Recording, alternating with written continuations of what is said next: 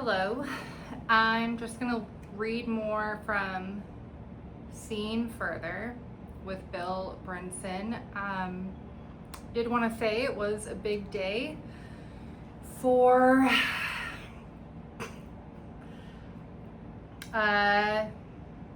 just talking to law enforcement about the same thing repeatedly over a decade now. It'll just make me emotional. But I felt better about it. For the first time, I got a really good sheriff out of St. Louis County. She was really helpful. But in the context of reality and how much people where I grew up were aware of all the child rape, child sex abuse, it is still absolutely disgusting, disappointing. There's no excuse for it. We can all do so much better. And I really wish more people would come forward. I know it's a lot. All gangs retaliate, usually. And it is really hard to do. I'm surprised because I get so used to it, but every time I talk about it, I'm still like, stressed out for the rest of the day. And the human trafficking officer out of Fond du Lac Tribal was also helpful, just being aware. He was like, oh, I'll talk to you next week. You don't have to repeat yourself. Because I was like, I just talked to somebody after having not for a while. Anyway, so I'm, going throughout my day, getting back to normal. I think I am going to just finish my degree in victimology. But I'm always going to have an interest in the history of science. And I'm just, I have been praying a lot to Jesus still. So that's been helpful. And that's just my path. Really helps me understand the entity of evil a bit more, and just being so grateful that I can pray to Jesus and things get better. And so anyway, now for the organization that vowed to not consider God the epitome of all science in modern America and the world, really. The Royal Society of England, chartered by Charles II in 1640. We're on page 32. I read a little bit, and I actually do want to finish it, so I thought it'd be a good motivation to read with the internet. We're talking about Isaac Newton and the invention of the telescope, which of course led to the invention of the microscope. He had not sent it to them. He had made it in 1668 or 1669 in Cambridge, where he had just become the new professor of mathematics. Let me fact check myself, because it was last week that I read this. I'll start on page 30. It was not until late in 1671 that the members heard about a young Lincolnshire man, Isaac Newton, who had invented a new kind of telescope at least 10 times more powerful, inch for inch, than any in existence. Just look at the photos. Can you imagine having the time and space do such a thing? He had not sent it to them. He made it in,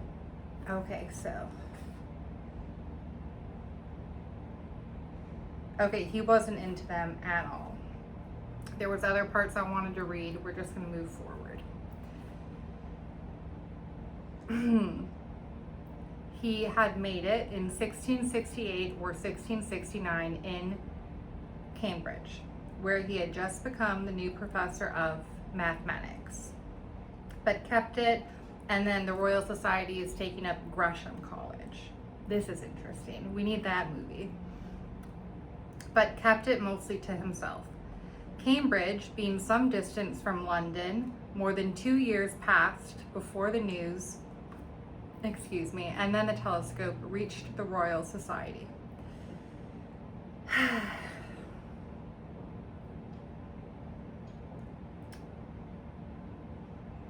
Yeah, I love that, because it's my same thing with Bayes' theorem in the 1700s, and having not shared it until his friend did after he died. Isaac Newton knows whatever inventor knows or comes to know, and that is that people want to steal your invention to build off of it, because invention just keeps building. I love that. He kept it mostly to himself. Okay, so and then it reached the Royal Society. As they could see, it was not just a serious scientific advance, but a technology with military application. I'm so sorry. I'm not actually happy about people in American history suffering because they have, for some reason, just not really grasped that innovation is the god of war. I mean, we've grasped it, but like to grasp it as like a caution. Like, I don't think a lot of us, myself included, have yet to really grasp it as like as a danger that it can be. Anyway, I don't want to over-explain my smile, but I really love this sort of history, and I don't love that people suffer because of it. I just love what humanity has accomplished, and like the obstacles we come up against. It's, yeah, of course, the telescope, every invention has military application. That's why I'm fucking laughing too. Anyway, Jesus Christ, it was quite the day. I'm not going to share everything, guys, but it's been noticeable. Things have been noticeable, and you know, for better or for worse. I'm just going to tolerate it and move at some point. Anyway, so I'm a little frustrated. So the Royal Society, and this is the other thing about the author that's pissing me off. Obviously, these have all been for private advancement and military application. So he kind of goes back and forth where he's like, oh, they were just advancing science for science. No, they were not. They were not just advancing science for science. You'll notice that the news reached them, and then they were, you know, chartered by the king. So it's interesting that Isaac Newton wanted to keep the telescope to himself, but it just took a couple years before they got it, because the technology you invent in the nation that rules you is not yours, was the thought process of, you know, the king at the time, who would have been maybe Charles II still. I don't know. Anyway, oh wait, they showed it to the king. Maybe we'll get there. I'll just try reading. Henry Oldenburg wrote to the 29-year-old on their behalf. Sir, he began, your ingenuity is the occasion of this address, by hand unknown to you. In short order, they elected him a member, though none had yet met him. Okay, there's some context to be missed, because now I realize why I didn't read that much last week. It was just talking about like really silly things, and then they actually talked about enjoying torturing people for discovery. They did a lot of drowning of dogs, a lot of Fauci-esque dog torture. Oh, here it is. This is page 27. They talked about magnetical cures or sympathetical cures. This is the Royal Society.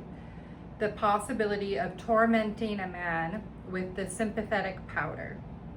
They talked about spontaneous equivocal generation. Whether all animals, as well as vermin and insects as others, are produced by certain seminal principles. Determined to bring forth such and no other kinds, some of the members conceived that where the animal itself does not immediately furnish the seed, there may be seeds or something analogous. Thank you for staying with me. Analogous to them, dispersed through the air and conveyed to such matter as it is fit and disposed to ferment with it for the production of this or that kind of animal. Yeah, so again, this is mid-late 1600s, so it's kind of interesting because, of course, before that, all knowledge was owned by the church, and then whatever your job was. So like your farmer, your a seamstress,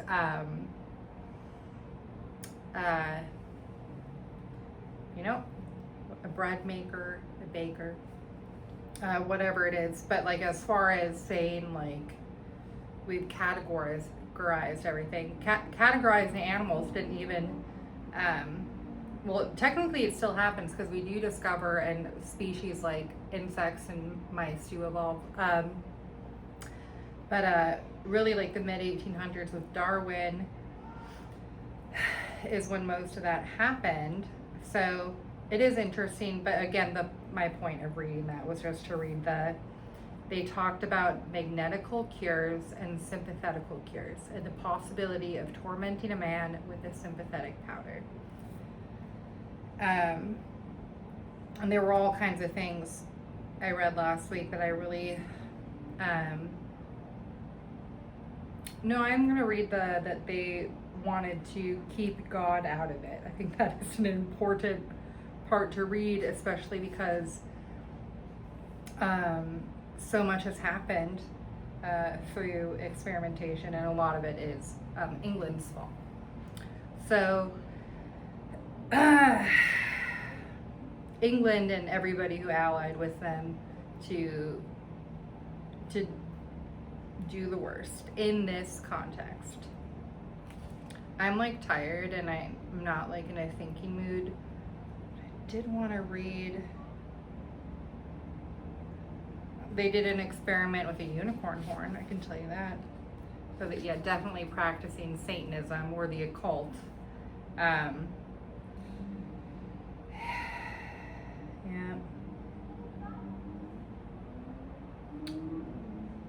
Well, just trust me that it's in here between pages 0 and 30 in Bill Brynson's Seen Further.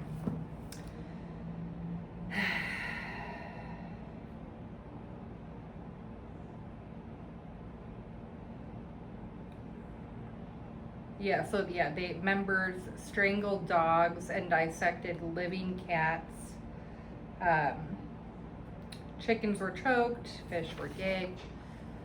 I mean, to be able to develop medicine requires torture. That's just the reality.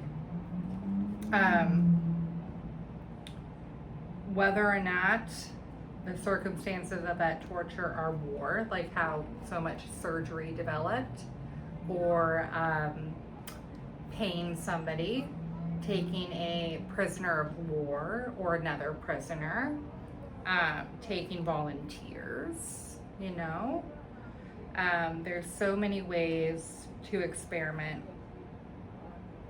on people, especially back then when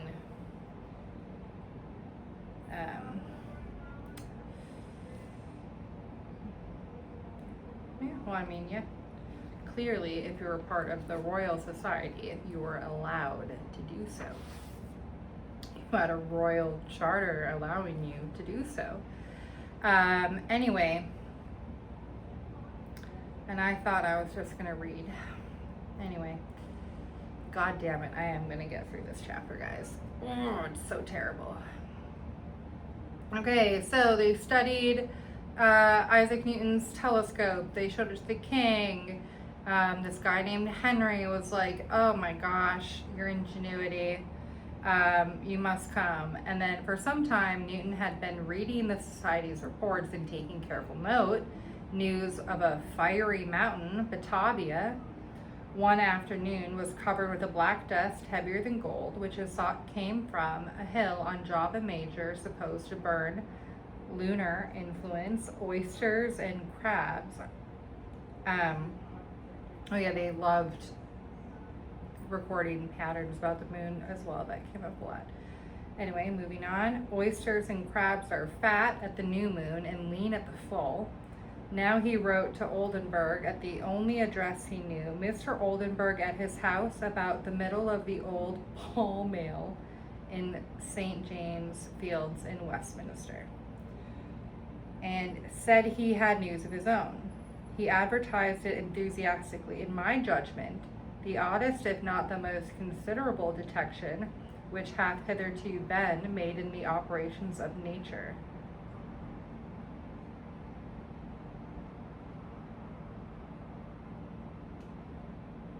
What? Okay. The meeting of the 8th of February, 1672 began as usual with the reading out of letters newly arrived. First came a conjecture from John Wallis that the moon's varying distance. Okay, so now Newton's also interested in the moon. Okay, and forget about the telescope and war. We're just interested in fat crabs and the moon. Okay.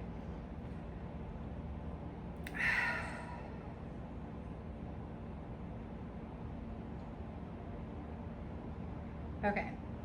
First at this meeting, assuming we're getting into Newton first meeting with the Royal Society, came a conjecture from John Wallis that the moon's varying distance to the earth, its perigee and apogee, might much influence the rising and falling of mercury in the barometer. He hoped that members of the society who had barometers would investigate. It was another idea destined for the dustbin.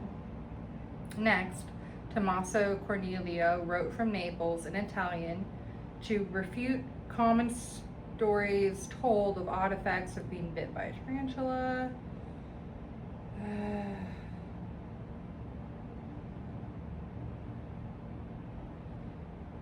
The third letter was more complicated. Of Mr. Isaac Newton from Cambridge concerning his discovery of the nature of light. Okay, right. Refractions and color. Sunlight, according to this letter, is not homogeneous, but consists of different rays. These rays come in pure and indivisible colors. The Society's note-taker wrote this down. Some, in their own nature, are disposed to produce red, others green, others blue, others purple. Newton made a further claim, even more counterintuitive. The most surprising and wonderful composition was that of whiteness. There is no one sort of rays which alone can exhibit this. 'Tis ever compounded, and to its composition are requisite all the aforesaid primary colors mixed in due proportion.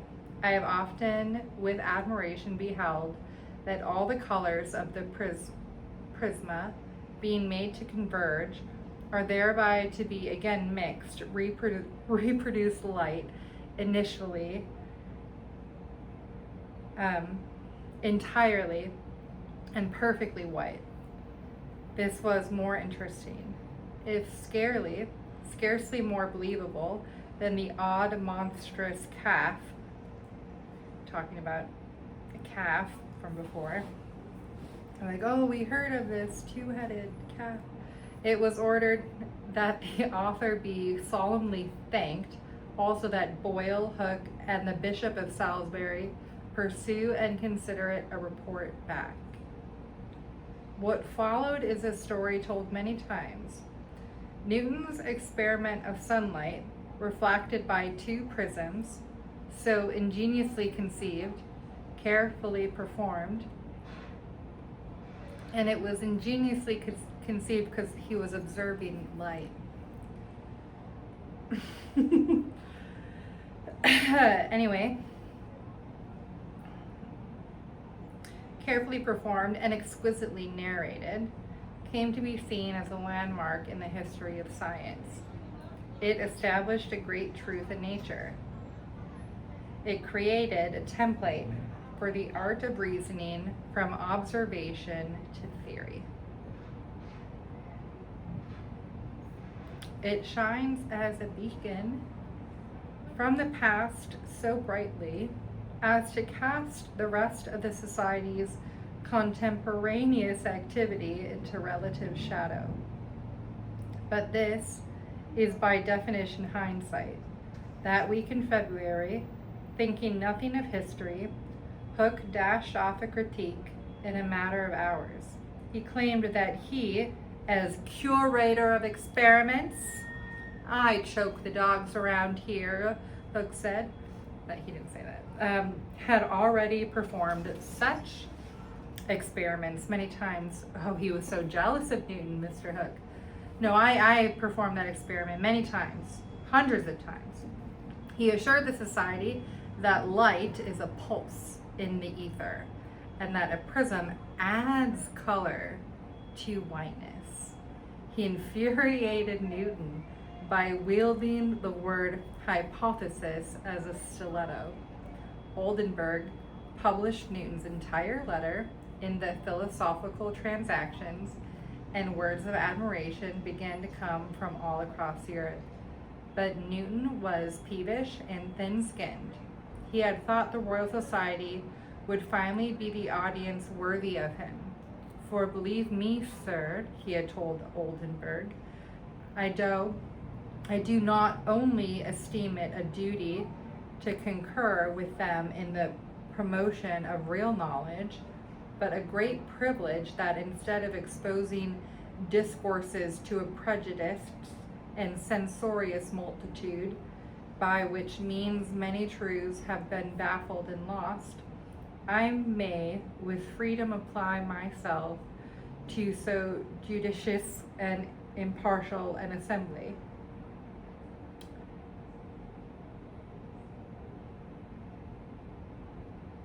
Newton's dispute with Hooke grew into a lifelong enmity.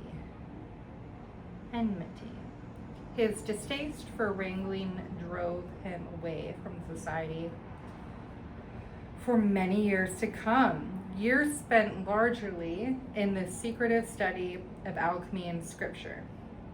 Oh, he studied scripture. He did not publish about optics again. He studied scripture, I think, knowing that, like, the evil that could be done with science. Or who, I don't know why Newton studied scripture, but it's my first time learning it and I appreciate it. He did not publish about optics again until he was an old man and Hooke was dead and buried. It all seemed so innocent at the time. The meeting of February 15th. By the way, I've never read Newton's words before. The painting of Newton with his back turned to the universe, and he's holding a, where he's like measuring the, I don't know if he's measuring a shadow with a triangle to then just be able to describe a larger shadow with the measurement of the triangle, but it's just a famous painting. It's one of my favorite paintings. So when I was first going to Santa Cruz, when I graduated high school to UCSC, and I had gotten all my books and I was ready to go, I was enrolled in classes, before shit hit the fan. I had Socrates and Plato. So when Plato is first meeting Socrates, those conversations, and it was my first time thinking I was fully away from my dad, or at least like getting away from there. Like I was like really wanting to get away from my family. I just knew that, and so I had made my own little world. I was in the mountains in Santa Cruz, a little town called Felton, and I lived alone in this gorgeous tea house, owned by this kind of creepy but mostly innocent old hippie guy who I trimmed weed for one of his friends. Anyway, it was Newton, Plato's, and Socrates. And so this is like at 35. This is my first time circling back and reading things Newton said. I didn't know he had recorded like letters. So this is awesome. Anyway,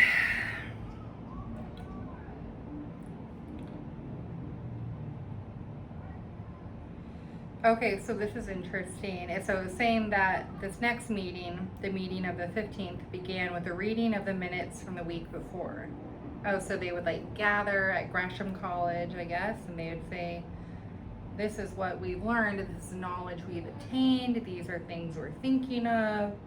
And I guess this guy Cornelio, who was talking about, I think he was, surprise, there's a lot of perversion in here.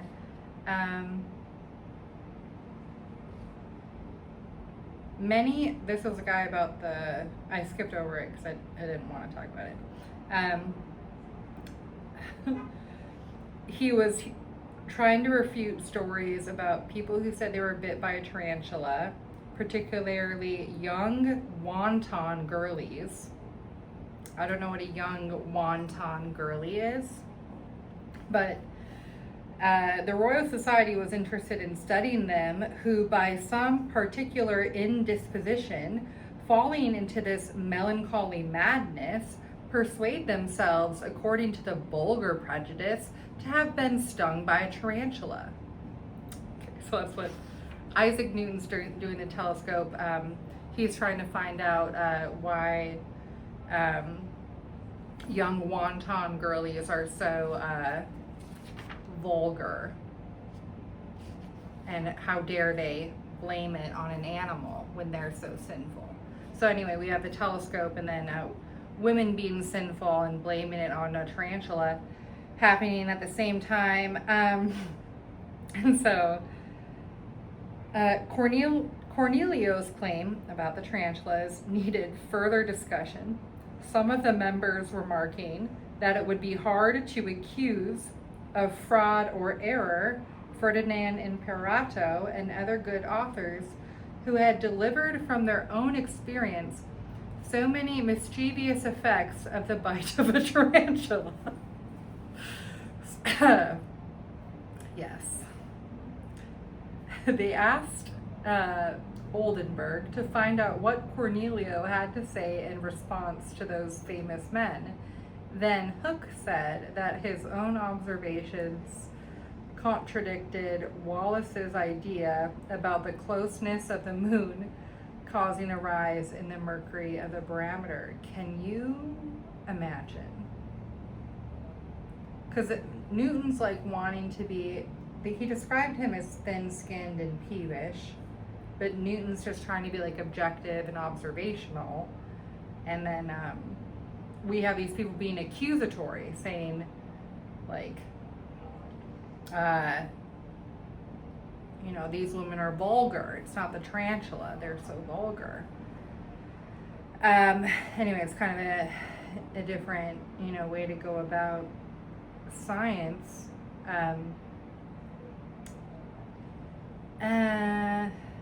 Okay, And then the moon causing, and then Hooke had been saying that the moon doesn't affect the rise and fall of Mercury. And then Hooke presented his comments on Newton. Nay, he said, and even those very experiments which he allegeth do seem to me to prove that white is nothing but a pulse or motion, propagated through a homogeneous, uniform, and transparent medium, and that color is nothing but the disturbance of that light. That's the same phenomena, Hooke added, will be solved by my hypothesis as well as by his, without any manner of difficulty or straining. The next week he brought in a candle to show that, besides the flame and smoke, a continuous stream rose up from it, distinct from the air. Soon after he showed another phenomenon in a bubble of soapy water. Oh yeah, which had neither reflection nor refraction, and yet was diaphanous. And I'm pretty sure, like, showing all the colors, on soapy bubbles. I don't know what that word means. He observed it carefully. Colors swirling and changing, bubbles blown about by the air. It is pretty hard to imagine, Hooke told them, what curious net or invisible body it is that should keep the form of the bubble, or what kind of magnetism it is that should keep the film of water from falling down. Really, it was hard to know anything at all. I'll be honest, I'm getting kind of lost in this. Oh, and I did make it to the end of the chapter. Then we go to Margaret Atwood of The Madness of Mad Scientist, Jonathan Swift's Grand Academy, Frankenstein. Oh, fun. Okay. I also don't have storage on my phone. My iPhone keeps reminding me of that, and I'm like,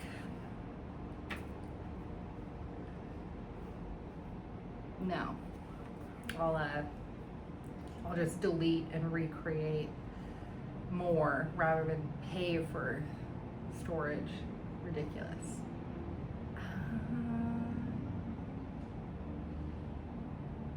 I think that's good, because I'll wait, because I think we jump into the 1700s. I mean, we're kind of going to jump around anyway. Yeah, I'll wait. This is a hard book to make it through when you have so many questions. Dr. Frankenstein is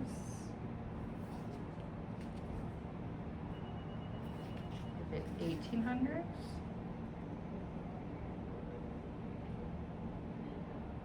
Mary Shelley's Dr. Frankenstein. I don't know.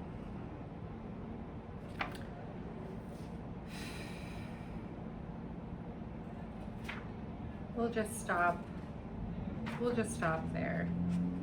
I kind of do want to search for that quote on, no, this was the other thing I did want to mention. So,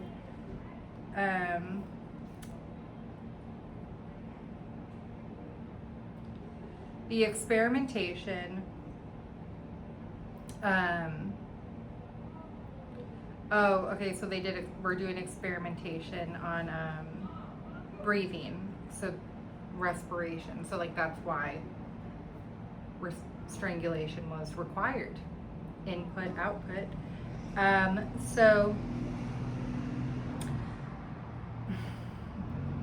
Okay. Typical experiments would bring the creatures to death, quote unquote, death's door, whereupon the society would observe gasping, vomiting, and convulsions. Respiration held many mysteries. So did the circulation of the blood. An experiment could last for many hours or could end in seconds. Quote, I have this to allege, wrote Boyle, that having in the presence of some virtuosi provided for the nonce a very small receiver. So nonce is an English word for pedophile, and it's interesting because I don't think that's how he means it, or how Boyle meant it in the late 1600s. that having in the presence of some virtuosi provided for the nonce a very small receiver wherein yet a mouse could live somewhere. Whatever nonce could also be something physical. Provided for the nonce a very small receiver wherein yet a mouse could live some time. Maybe it's like a space if the air were left in it. We were able to evacuate it in one suck, and by that advantage we were enabled, to the wonder of the beholders, to kill the animal in less than half a minute.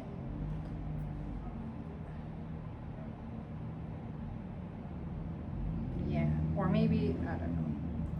Sorry, stuck on that word. The experiment was not for some time organized or systematic. Sometimes the wonder of the beholders was the chief result. Okay, that helps clarify for me. And that kind of makes more sense because they just, all of a sudden, the king is like, we're going to obtain all known knowledge. And so